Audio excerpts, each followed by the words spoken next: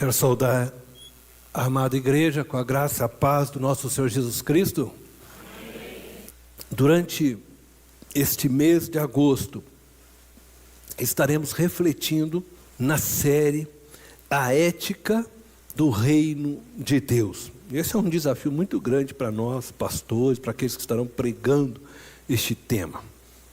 O nosso tema de hoje é a teologia queer e a ética do reino de Deus. Eu gostaria de começar esta série, de mensagens definindo primeiramente o que é ética. E logo em seguida, devido à mensagem de hoje, eu vou definir então o que é a teologia queer. Nós vamos então começar definindo o que é ética.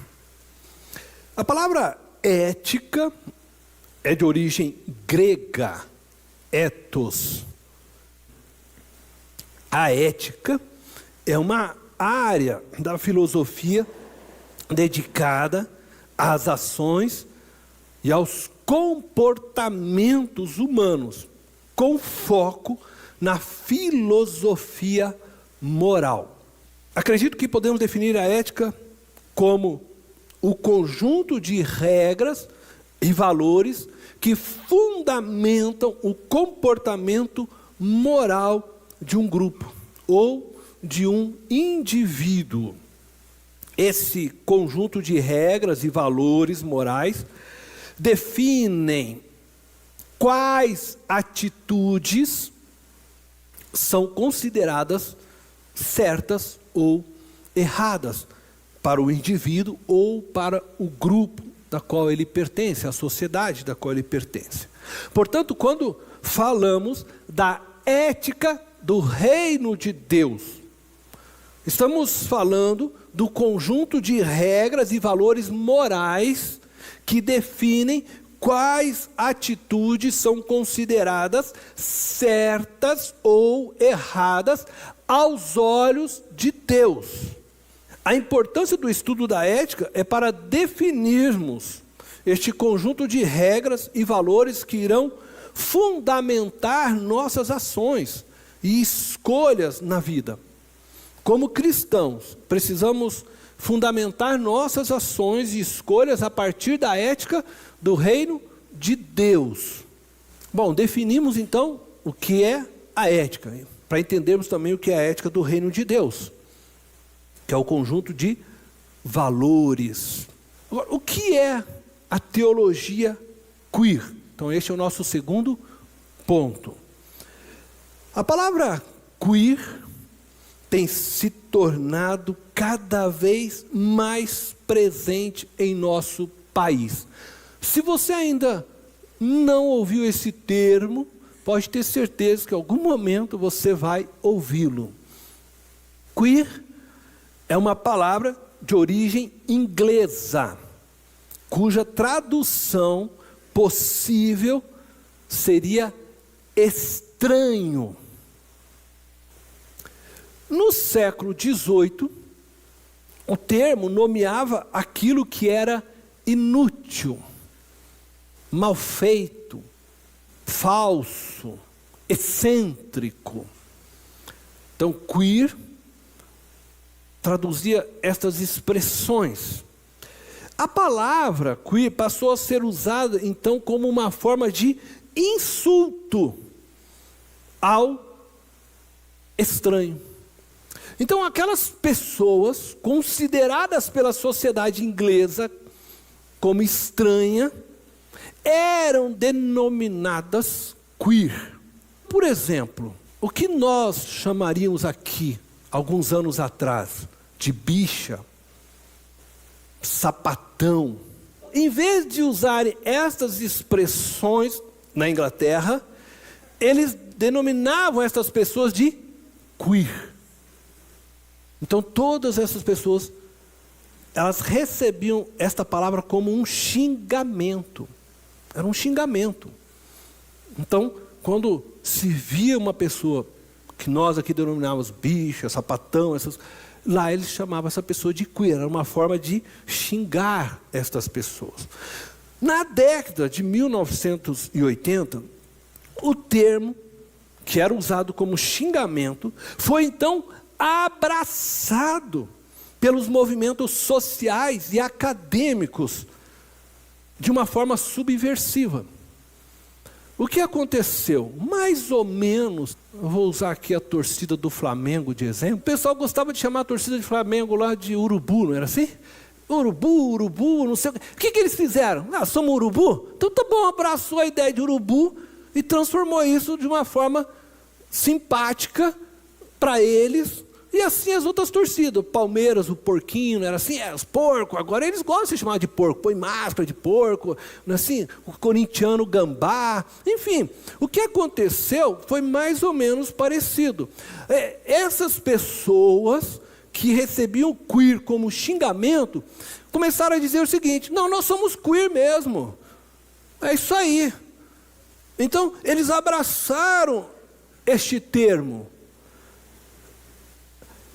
só que, claro, de uma forma subversiva. Eu vou explicar o que eu quero dizer com essa forma subversiva. Quando uma pessoa LGBTQIA+, afirma-se queer, ela não está falando de sua identidade. Ela não está querendo simplesmente dizer para você que ela é lésbica. Ela não está querendo simplesmente dizer para você que é gay, que é um travesti ou qualquer outra coisa dentro dessa sigla. Não é só isso. Quando ela assume e diz que ela é queer, ela está querendo dizer para você de que ela aceita que é estranha aos olhos do sistema em que ela está, da cultura da qual ela faz parte, mas que também ela está comprometida em transformar a realidade da cultura em que ela está. Então, eu sou o estranho, mas comprometido a fazer com que eu deixe de ser esse estranho. Então, eu vou lutar a partir de agora por aquilo que eu considero, então, direito meu. Então, quando a pessoa fala queer, é mais do que simplesmente ela aceitar o ser estranho. Ela está também declarando com isso que ela está comprometida em transformar a sociedade a partir daquilo que ela considera correto. Então, o que acontece é que, de certa forma, por isso que eu usei o termo subverter, porque ela está comprometida em subverter a sociedade da qual ela faz parte, mudar toda a forma e a ideologia que aquela sociedade foi estabelecida.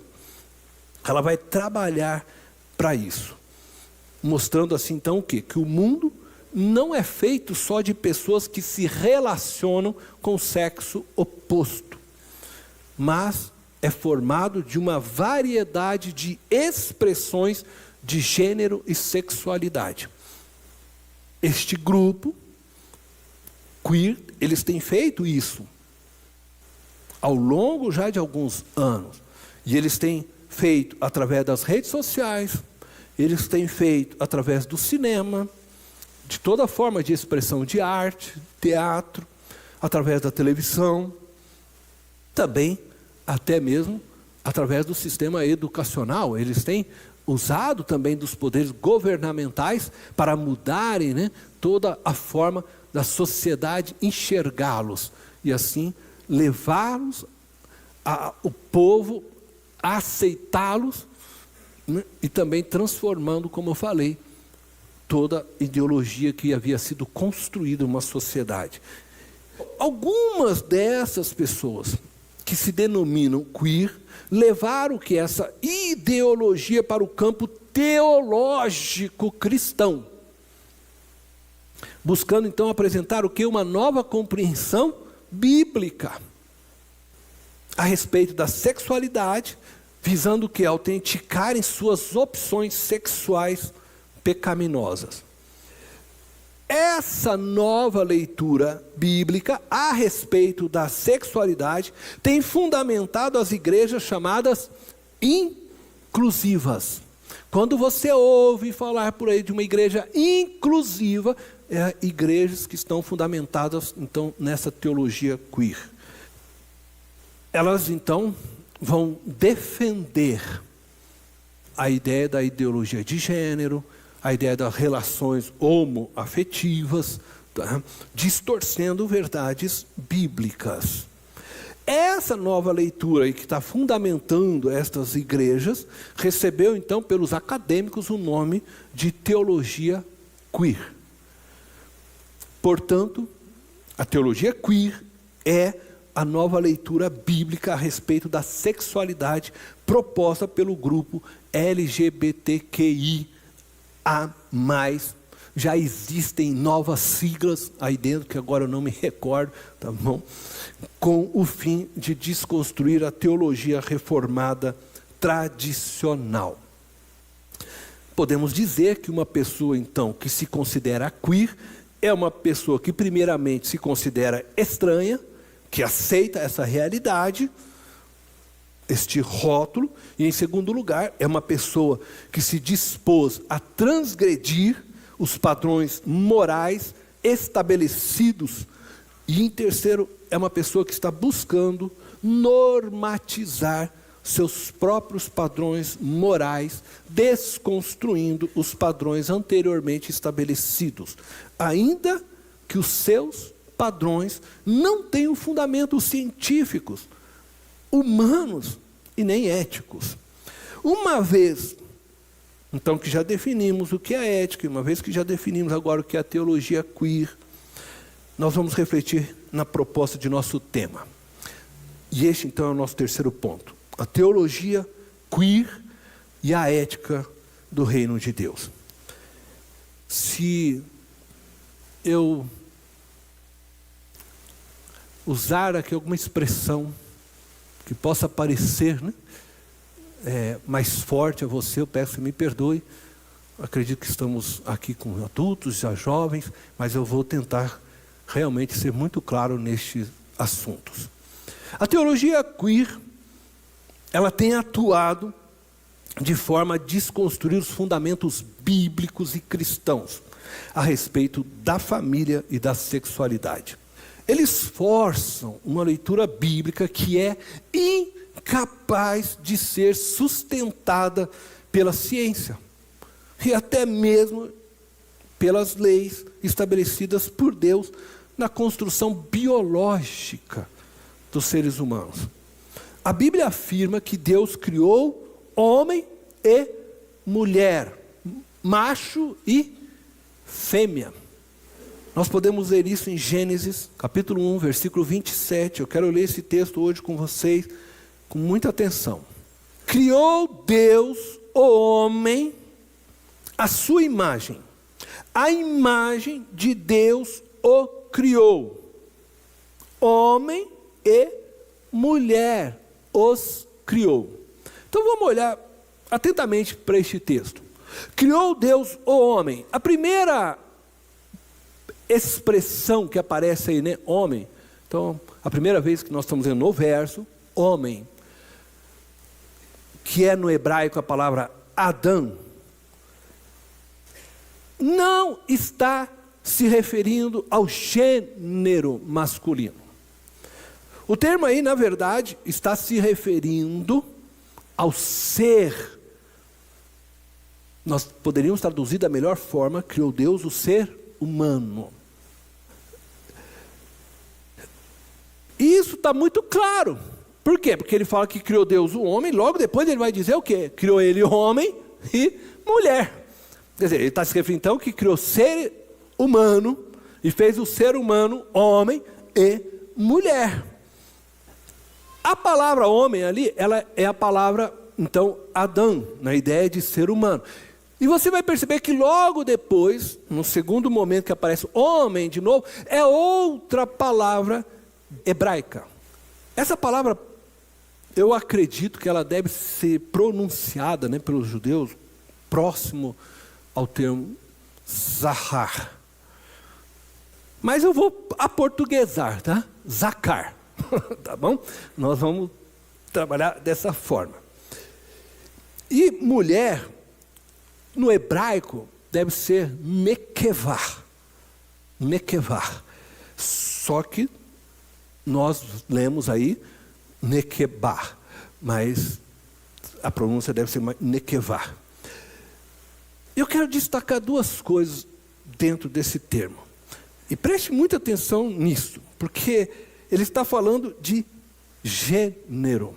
Por isso criou Deus o ser humano e o criou homem e mulher, macho e fêmea. A palavra hebraica, Zacar, usada neste verso, daí vem o nome Zacarias, ela fala a respeito de lembrar, trazer a lembrança. Contudo, nós precisamos compreender que a Bíblia, como nós a lemos hoje, a Bíblia hebraica, como nós a lemos hoje, foi colocada as vogais que não tinham no tempo em que ela foi escrita. Não tinha essas vogais. Quando foi feito então esse trabalho e colocou essas vogais, e ficou esse termo, né, Zacar, se associou à ideia de lembrar. Aí ficou essa ideia, então, por quê? Porque aí quando fala de homem, o que é o homem? O homem é aquele que lembra, mas lembra do quê? Aí eles quiseram associar isso, lembra de que alguém o criou. Mas, se você olhar para o texto, você vai perceber que o texto não está dando essa conotação. E aí eu vou citar aqui Eugênio Zolli, professor de língua e literatura hebraica, falecido em 1956. E ele é formado em muitas outras áreas e era um rabino.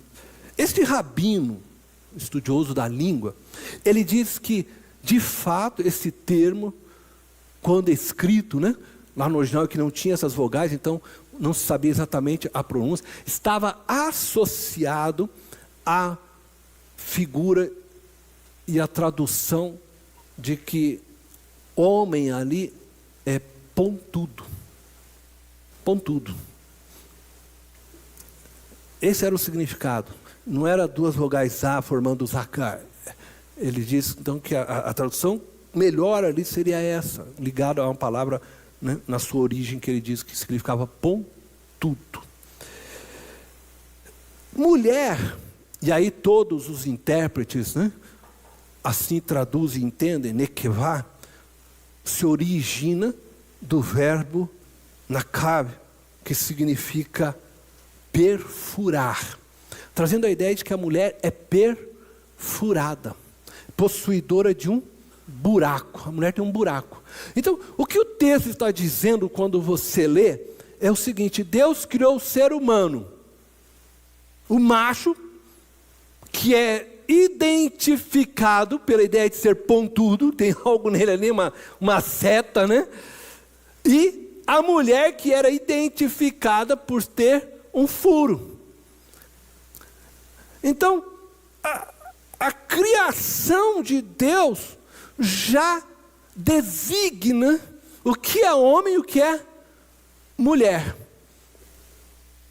Independente de como você venha traduzir aí, no caso, a palavra Zacar, eu vou até deixar esse termo de lado, e eu vou aqui agora me voltar a nekevá, a mulher, porque essa, como eu disse, a todos os intérpretes do hebraico, todos os estudiosos do hebraico, sim, confirma, né, o que o texto está dizendo a respeito da mulher. A mulher é aquela então que tem um furo, aquela que tem um buraco. O que está aqui falando? O texto se refere claramente ao local onde o homem deve guardar o seu genital externo.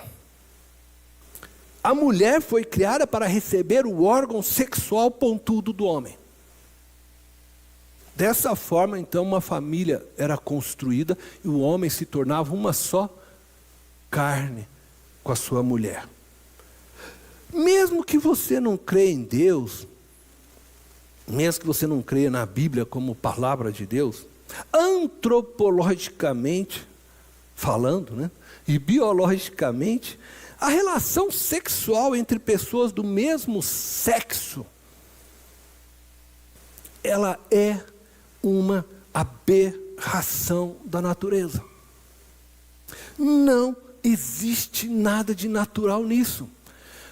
Porque o homem e mulheres foram criados e constituídos fisicamente diferentes para que no encontro deles eles pudessem se encaixar, como diz Roberto Carlos, o côncavo e o convexo. Relações sexuais entre pessoas do mesmo sexo fere a própria criação biológica, natural, física do ser humano. Então posso dizer para vocês que o sexo anal entre homens é uma aberração. O sexo anal entre um homem e uma mulher é uma aberração. Pois o órgão localizado na parte de trás, não quero falar aqui o nome, do homem ou da mulher, foi feito, preparado para sair as fezes. Eu estou agora usando esse termo aí porque é nojento mesmo. E foi feito para isso. E não para receber um órgão genital masculino ou qualquer outra coisa que queiram colocar ali. Não foi feito para isso. Relações sexuais entre pessoas do mesmo sexo fere a ética do reino de Deus, estabelecida no ato da criação. Porque quando Deus criou e fez o homem dessa forma e fez a mulher dessa forma, Ele o fez para que assim fossem e um encontrasse no outro prazer e se complementassem. E quando então a criação decide não agir segundo a estrutura criada por Deus, está ferindo a própria ética que Deus já estabeleceu ao criar desta forma. Por isso é um comportamento imoral e pecaminoso. E a Bíblia condena. E a Bíblia condena. Está escrito: não entrarão no reino de Deus aqueles que cometem estas coisas. A Bíblia nos ensina que o pecado não só trouxe a morte espiritual e física a nós seres humanos, como também trouxe a morte psicossomática. Com o pecado, o corpo e a alma deixaram de viver em uma unidade perfeita. E eu gostaria então de refletir um pouco sobre isso com vocês, tá? O surgimento do caos interior humano. Esse vai ser o nosso quarto ponto então, o surgimento do caos interior humano. A verdade é que desde a queda do homem no Éden, todos nós seres humanos nascemos com o nosso interior devastado pelo caos. O pecado fez isso conosco. Antes de Adão e Eva comerem do fruto da árvore, isto é, antes deles tomarem a decisão de serem autônomos, independentes de Deus, eles não percebiam a nudez entre eles. Muito interessante isso. Então, antes do pecado, Adão e Eva estavam peladão, mas eles não percebiam a nudez entre eles, pois não havia nudez para ser percebida. Eles eram dois seres íntegros, inteiros um no outro. Era uma unidade perfeita, tanto consigo mesmos, quanto na relação um com o outro. De forma que eles se viam como parte plena um do outro, inteiros um no outro. Por isso que não havia sequer vergonha, eles não tinham nada para que se sentissem nus um com o outro. Eles se sentiam muito bem entre eles e se sentiam muito bem um com o outro. Que coisa, né? E é interessante isso, porque tudo muda assim que eles comem do fruto da árvore, conforme nós podemos ler lá em Gênesis 3:7. Fala assim: os olhos dos dois se abriram e perceberam que estavam nus. Então juntaram folhas de figueira para cobrir-se. Quer dizer que até o momento, antes de comerem do fruto da árvore, eles estavam andando lá peladões, nadavam, se divertia, Deus passeava lá no meio do jardim, e estavam inteiros. Por quê? Porque eles estavam vivendo a santidade, ali naquela plenitude. Não tinha nada que os fizesse perceber uma nudez, não tinha nada que quebrasse a relação entre eles, consigo mesmo e nem entre eles, um com o outro. É interessante que o pecado fez isso. O homem interior de Adão e a mulher interior de Eva passaram a olhar para os seus corpos com estranhamento. Após comerem, eles perceberam a nudez. Isto é, eles olharam para si mesmo primeiro. Isso é muito interessante. E perceberam então que não eram seres inteiros e plenos mais um com o outro. Passaram a ter vergonha um do outro. E passaram a perceber diferença entre eles agora. Por quê? Porque houve uma ruptura com eles mesmos. Agora eles começaram a ter vergonha de si. Então quiseram colocar o quê? Uma figueira, né? Nossa, né? Eu não tenho pão tudo que ele tem. Ai, está faltando algo. E a mesma coisa, talvez ele, né? Nossa, eles passam a se olhar de uma forma diferente e estranha. É isso que o texto está querendo nos mostrar. O pecado fez com que houvesse um quebramento dentro deles. Perdeu a relação neles mesmos, consigo próprio. Eu estou chamando então essa morte aí de morte psicossomática. A ideia da alma e o corpo não estarem mais na mesma conexão. Passam a viver então uma desarmonia. O homem, então, em função do pecado, sofre da falta de unidade no que tange aos aspectos imorais de seu ser. Por isso, nós encontramos constantemente pessoas, e sejam elas homossexuais ou heterossexuais, insatisfeitas com seus corpos. A diferença entre o LGBTQIA+, e o heterossexual, é que enquanto o heterossexual deseja melhorar o nariz, né? Deseja melhorar a orelha, o bumbum, o outro grupo quer trocar de sexo. Eles rejeitam não somente o corpo, eles estão tão distantes já do próprio corpo, que eles rejeitam o gênero da qual eles pertencem. Eles querem trocar tudo que são. O que este grupo queer não quer aceitar hoje é a verdade que o problema não está no corpo deles. Não está no externo, e sim no homem interior. Que o pecado causou aquilo neles. Eles não aceitam que o seu homem interior precisa ser tratado. E você não pode mais falar isso, né? Você não pode falar para uma dessas pessoas, você precisa procurar uma ajuda de um psicólogo, você precisa... Senão, você vai ser preso, está chamando eles de doente, você está falando alguma coisa. Eles não aceitam mais isso. Então, o problema não está no homem interior. Para eles, o problema é o corpo que veio errado. Agora, todos nós, e aí eu estou aqui falando de mim mesmo, tá? Todos nós, eu e você, todos nós precisamos ser tratados do nosso homem interior.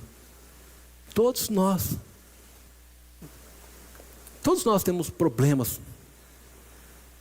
diferentes, talvez, daqueles, né, que lutam com essas questões, mas você também, e eu também. Nós precisamos de Cristo, nós precisamos ser resgatados em nosso homem interior, todos nós. O tratamento que eles precisam é o mesmo que nós precisamos. É uma reconstrução do nosso ser a partir de um encontro real com Jesus.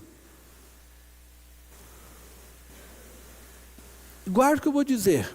Toda a crise no campo da identidade, eu estou falando de toda a crise, não só essa crise que a gente vê aí nesse grupo queer, mas toda crise de identidade, você está vivendo uma crise de identidade hoje, consigo mesmo, toda crise de identidade, para ser curada, se eu posso dizer, precisa ir em direção ao Criador. Você não vai se reconstruir na sua crise de identidade de forma correta se você buscar em si mesmo ou fora, né, outra pessoa, a reconstrução correta do seu ser.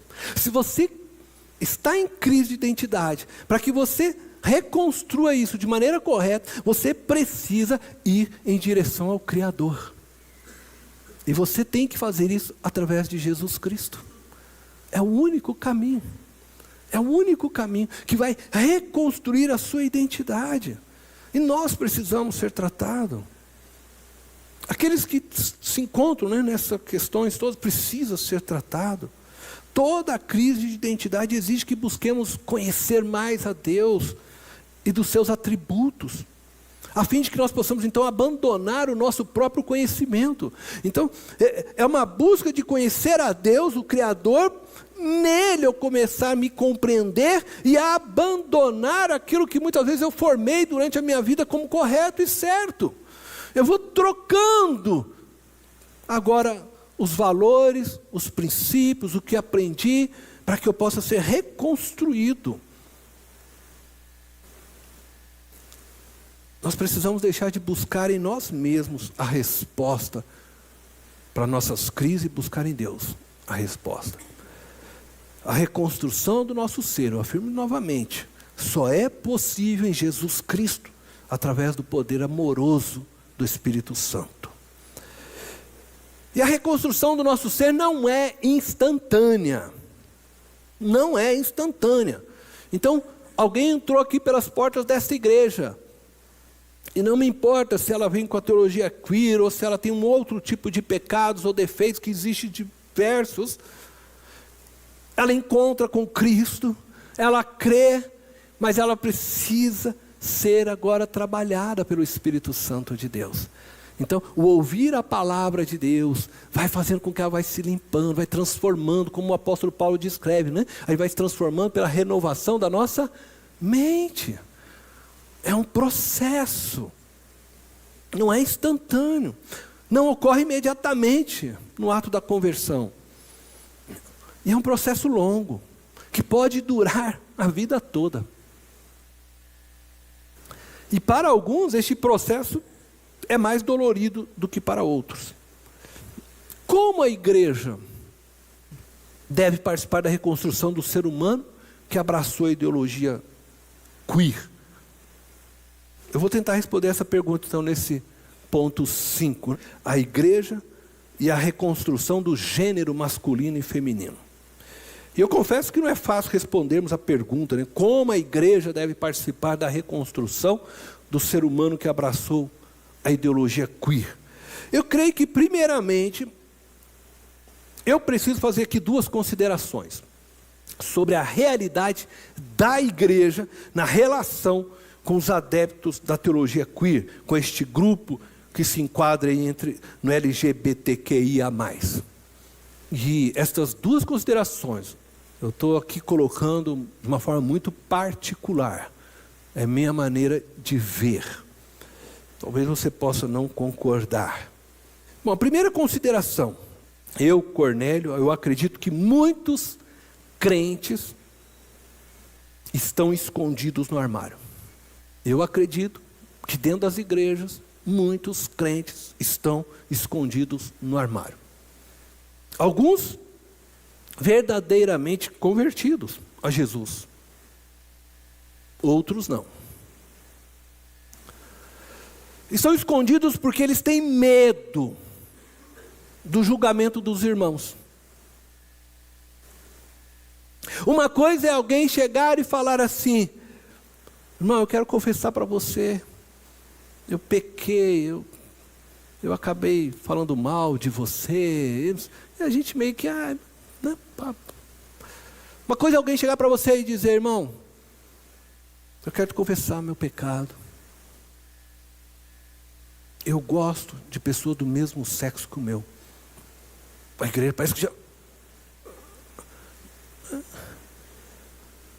Essas pessoas sabem, ó. Elas entram na igreja, elas logo percebem. Então, muitas vezes elas já até creem, mas elas não conseguem achar alguém, ou achar com quem elas possam dividir este fardo, essa luta dela, e ela vai carregando este fardo sozinha. Porque tem medo lá no fundo até de ser excluída, né? Se ela falar, porque assim, pronto, vamos fazer uma assembleia excluir e tal. Como, né? E trava uma luta gigantesca, sozinhos, sem apoio de ninguém. Eu fico imaginando, se há entre nós, e você sabe que se nem chegasse aqui e falasse assim, mas eu quero confessar que um homem, né, falando isso, eu gosto de homens. O cara é capaz até de nunca mais querer ficar perto dele. Vai que ele se apaixona por mim. Ou a mulher. Não é fácil para essas pessoas. E este medo é algo que nós, igreja, construímos ao longo da história. E que agora nós precisamos ajudá-los. E para nós ajudar, nós precisamos desconstruir isso. Nós precisamos retirar esse medo. Nós precisamos ajudar eles a vencerem agora isso. Encontrar em nós atitudes que os façam sentir-se seguros e amados na igreja, para poderem abrir os corações e poder junto caminhar na fé. A segunda consideração que eu quero fazer, eu acredito também que é fato, que existem já nas igrejas, e nós temos acho que ouvido isso, muitos crentes assumidos já, né? Já saíram do armário, assumidos homossexuais, lutando, né, contra o desejo homoafetivo, o desejo por uma pessoa do mesmo sexo. Da mesma forma, como eu disse, eles travam uma luta terrível, embora alguns desses já se expuseram, se colocaram diante da igreja, mas eles travam uma luta terrível. Primeiro, pela dificuldade, como eu disse, que a igreja tem de aceitá-los. Em segundo, porque é colocado sobre eles uma pressão que eu acredito muito forte, por parte da própria igreja.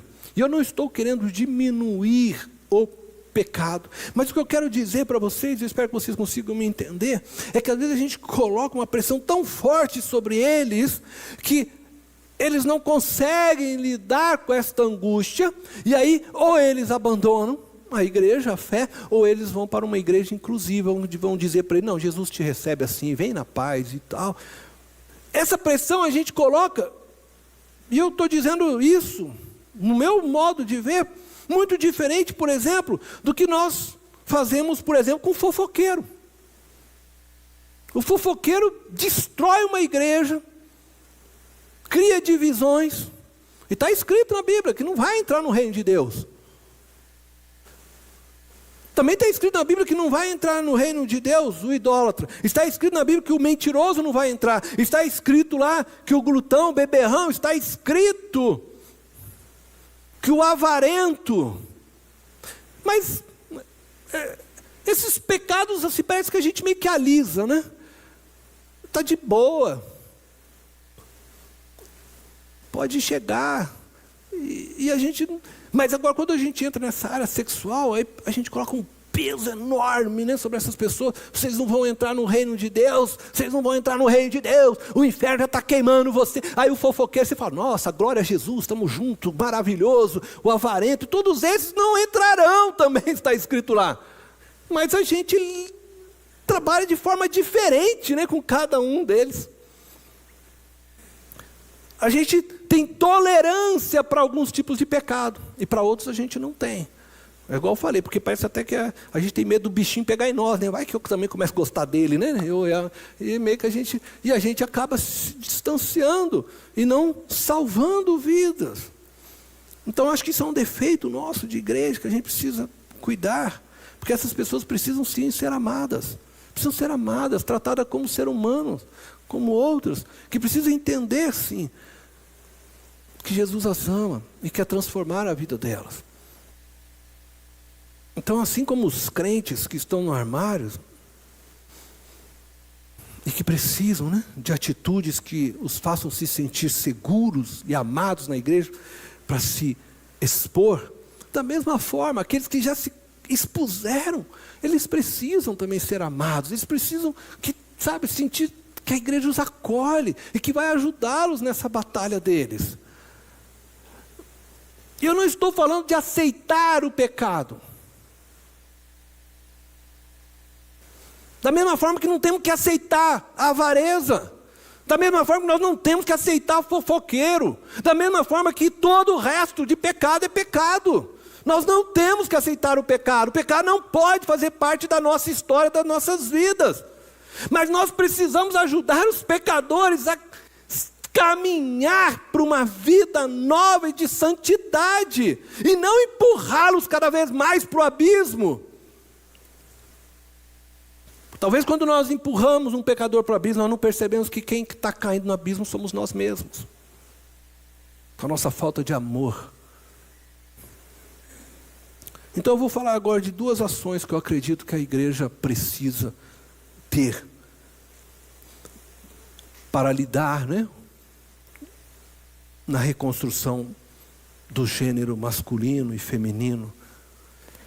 A primeira ação, resgatar a antropologia bíblica.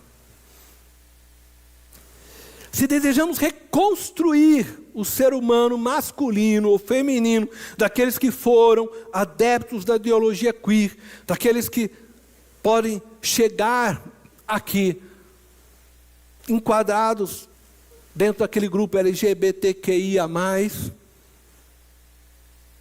nós precisamos levá-los a resgatarem quem são a partir da perspectiva de Deus, da palavra de Deus.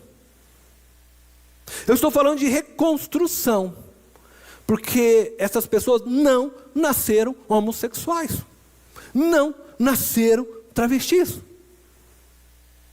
Quando elas nasceram, não tinham desejo algum por sexo. Você já viu algum bebê nascendo já querendo sexo? Não tem. Nem sabe o que é isso. Não tem desejos ainda.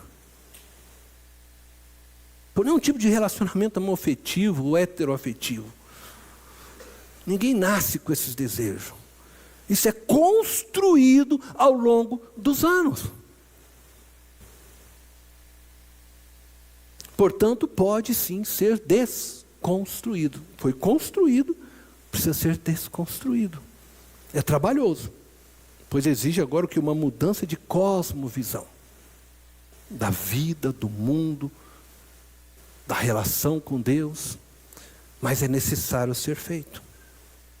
A cultura de nossos dias está trabalhando arduamente para despertar na sua vida, na vida do seu filho, o desejo homoafetivo. Não é que elas nasceram com esse desejo. Aí a gente nem se assusta. Nossa, criança com 2, 3 anos, é o que já estão inseminando na vida dela desde pequenininho. É o que ela assiste, é o que ela ouve, é o que ela vê. Aí a criança vai assistir o desenho da Mônica, que já tem lá o personagem, também já assim. A criança acha bonitinho aquele personagem, ela começa a se querer ser assim. Quando eu era criança, eu gostava de Homem-Aranha, então eu queria achar, eu queria ser Homem-Aranha, cara. Eu até queria subir nas paredes. E assim criança vai sendo criado. Aí fala, nossa, meu filho com 3 anos, 4 anos, não, foi de alguma forma sendo criado. Outras vezes isso é criado por falhas na relação com os pais. Às vezes a criança tem um pai já violento na sua infância e ele rejeita aquela figura e passa então a amar uma pessoa do mesmo sexo porque ele rejeitou a figura que estava ali no pai ou na mãe, ou às vezes pela própria ausência plena de um deles. Isso vai sendo gerado. Então, normalmente está na construção errada que levou a isso. Não é porque nasceu com esse desejo. Portanto, nós precisamos resgatar e reafirmar a antropologia bíblica. Nós precisamos fazer isso como igreja. E eu vou dizer que não só vai ajudar a reconstruir, né, a vida daqueles que chegarem dentro da igreja, dentro dessas ideologias, que venha dentro de um desses, né, grupo aí, mas também vai proteger nossos filhos. Você precisa ensinar aos seus filhos a respeito da antropologia bíblica, para que eles realmente se encontrem em Deus e saibam quem é, dentro do projeto e plano de Deus. Protegemos nossos jovens, que hoje têm vivido isso, queira ou não. Portanto, é uma forma de nós prevenirmos também os nossos, né, através disso. E a segunda ação, levar as pessoas a se relacionarem com Deus possuídas de temor. Temor. Não existe mais temor, nem dentro da igreja. Me desculpa dizer isso, mas nem dentro da igreja existe temor a Deus. É preciso se relacionar com Deus, com o respeito exigido por Ele. Deus espera que nós tenhamos temor. E eu não estou falando de ter medo de Deus. Deus não quer que você se relacione com Ele com medo dEle. Não, não é isso. Não entenda temor dessa forma. Ele quer que você se aproxime dEle. Para você se aproximar dEle, você não pode ter medo dEle. Não, Ele quer que você tenha uma relação profunda e verdadeira com Ele. Mas Deus espera que nós tenhamos um temor como fruto de uma reverência profunda, por nós reconhecê-lo como Deus santo, justo, amoroso que Ele é. É um temor que nasce pela consciência de quem Deus é. Então, quanto mais eu conheço Deus e me aproximo de Deus, mais eu tenho dentro de mim temor por Ele. Não é o medo dEle, porque eu sei quem Ele é, sei o que Ele fez por mim, eu sei que Ele me salvou, que Ele abriu, sim, as portas do céu para que eu entre. Mas eu sei que Ele é santo, eu sei que Ele é justo, eu sei quem Ele é, e eu sei que Ele é Deus. Eu sou apenas criatura, e eu tenho que entrar na presença dEle com temor. E Ele ensina isso na Bíblia inteira para nós.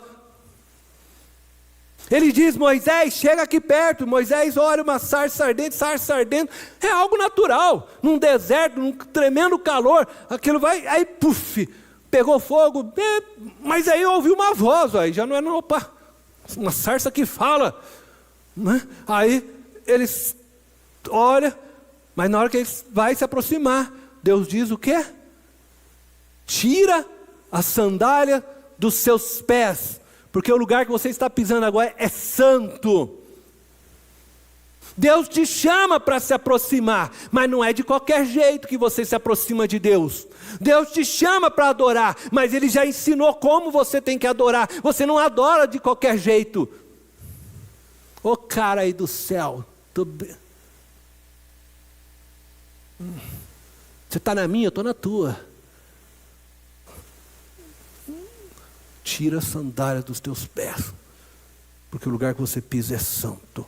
Quando Uzá esqueceu-se do que significava a arca, ele tocou na arca, na hora, já era Uzá, morreu, diz a palavra, porque tocou na arca, que significava a presença de Deus. Aquela arca não podia ser tocada, porque Deus é santo, santo, santo.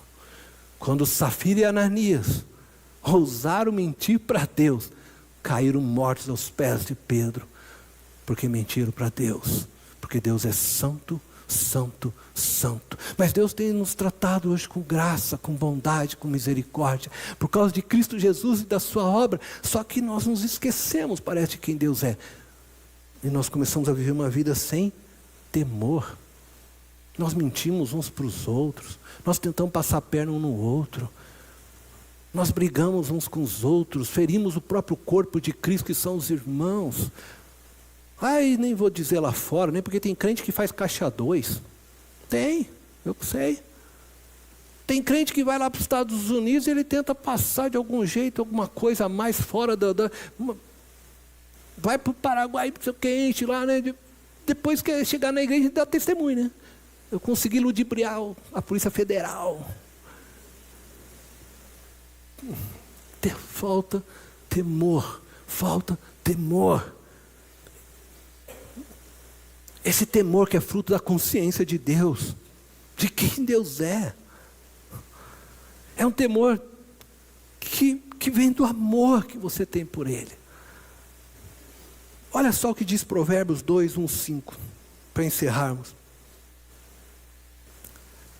Provérbios 2, 1, 5. Meu filho, se você aceitar as minhas palavras e guardar no coração os meus mandamentos, se der ouvidos à sabedoria e inclinar o coração para o discernimento, se clamar por entendimento e por discernimento gritar bem alto, se procurar a sabedoria como se procura a prata e buscá-la como quem busca um tesouro escondido, então você entenderá o que é temer ao Senhor e achará o conhecimento de Deus.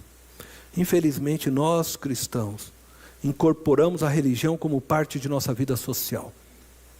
Ser cristão, hoje em dia, é frequentar uma igreja. Para nós brasileiros, é mais ou menos como você dizer: eu sou estudante de pedagogia, eu sou estudante de filosofia, de qualquer outra área acadêmica. É como você parece que ir no cinema, né? Hoje eu vou à igreja, eu sou cristão, virou parte de nossa vida social. Para muitos dá sentido, né, de pertencer a um grupo social. Não, eu pertenço à primeira igreja batista de Itapevi. Que coisa bonita. Entretanto, nós temos vivido um cristianismo ausente de temor. Conversões genuínas e ensinos genuínos, que hoje você encontra em poucos lugares, poucas igrejas, produzirão o temor correto no coração dos novos discípulos de Jesus. E não importa de onde essa pessoa tenha vindo, quem foi no passado. Pode ter sido um ladrão, um beberrão, um glutão, um fofoqueiro, um avarento, um idólatra, um mentiroso, ou pode ter sido alguém deste grupo LGBTQIA+. Mas ensinos genuínos os levarão a terem temor a Deus. E a vida deles não será mais pautada por seus próprios sentimentos, mas por aquilo que Deus quer. E ainda que tenham que sofrer, negando a si mesmo todos os dias, viverão para a glória de Deus, porque possuem temor no coração. Eu quero encerrar então essa reflexão, exortando a nós a sermos mais tolerantes com todos aqueles que fazem parte do grupo LGBTQIA+, que estão em busca da reconstrução do seu ser. Não os julguem, estendam as mãos para eles, lhes ajudem a trilhar o caminho de Cristo. E durante o período que estão apoiando a reconstrução do ser masculino, feminino, não percam nunca de vista que Jesus Cristo, Ele é o único referencial para a construção do ser. Ele é o ser humano perfeito. Resgatem na vida de vocês, na família, o ensino sobre a criação. Ensinem os seus filhos. Ensinem enquanto é tempo sobre a criação bíblica. Não adianta só proibir de assistir isso ou aquilo. Precisa ensinar o certo. E levem eles a terem temor de Deus. Mas não temor de medo de um Deus que é vingativo, mau, cruel, não. Levem eles a entenderem, compreenderem o quão bom Deus é, o quão santo Ele é, quão justo Ele é, para que eles possam ter um temor correto de Deus. Quero convidá-los a fechar os olhos.